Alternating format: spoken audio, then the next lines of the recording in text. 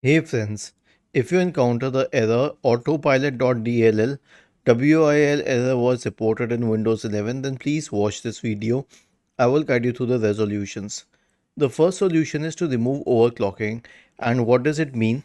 So if you use a software like Armory Crate or anything, then that may cause overclocking on the system. And if you're doing that, then you know what you're doing, and I will suggest you to remove overclocking. Next one is to check for updates.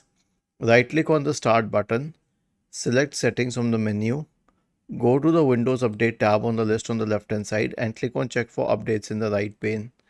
The last one is the running the DISM restore health command. So I have this command for you here. All you need to do is search for command prompt in the Windows search bar and click on run as administrator. Paste this command here and hit enter. This will invoke the DISM tool. Was this helpful? If yes, then please subscribe to the channel. If not, then let us know in the comment section of the video on how we could help you further. Thank you for watching this video and have a nice day.